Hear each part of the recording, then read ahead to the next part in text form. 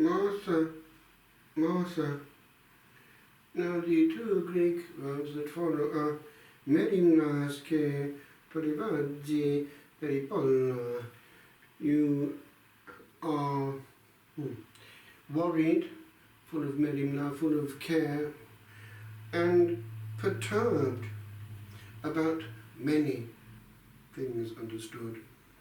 And then it goes on, enos de estin chia, of one thing there is need, however. Now, the immediate sense here could be that one dish is quite enough, that actually the priority at that point perhaps could be given to total attention and enjoying the company, rather than serving that company materially, overmuch, more than the proportion needed. But it has been picked up by the authors of the centuries as referring to the one thing necessary, the interior life, contemplation, the unum necessarium, often quoted specifically in the monastic life. But it goes on, Mary has chosen, now in the RSV the word portion is maintained, and the reason is that it again has that double meaning. There is a reference both to a portion of food and to the part chosen. Merila is a part, and so the part of the contemplative has a certain element of gratuitous waste in it. One is willing to spend a lot of time gazing and enjoying and receiving and looking into the eyes, not doing at that point. And then it goes on, which will not be taken away from her. But that has been also taken up by the monastic authors as referring to the continuity between the life of contemplation here on earth and that of gazing and glorifying in heaven.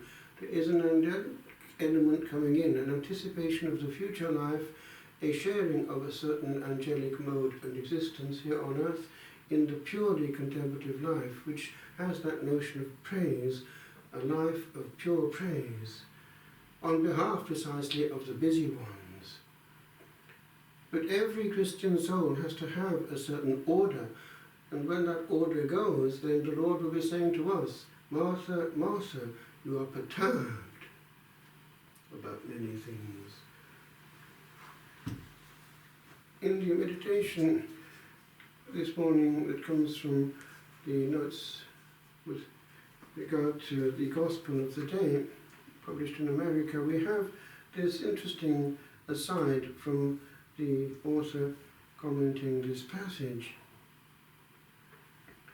When we are worried and anxious about many things, we are scattered and frenetic. We may have taken our focus off God. Now precisely when we're looking at the Blessed Sacrament and praising and worshipping and adoring gratuitously, that is God and His presence is the centre of the mind's attention.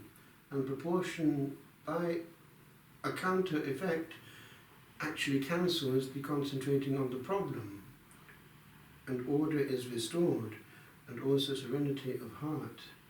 We hand over the problem to power. We're not God. And our mistake is we think that we can control life, when in fact we can control only our own soul.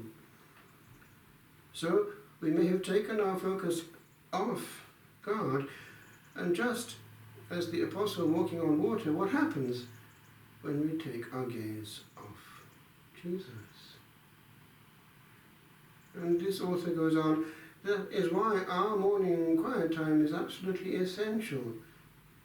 You may be familiar with the phrase, what you focus on expands. If we are focused on our worries, they begin to expand in our perception and gather momentum. Soon we cannot see beyond them. Like a thick veil of fear and anxiety. When we take the time to quiet our minds and focus on one thing, God, His presence begins to expand in our daily awareness and our perceptions. His light and love crowd out our smaller concerns as the bigger picture comes into focus.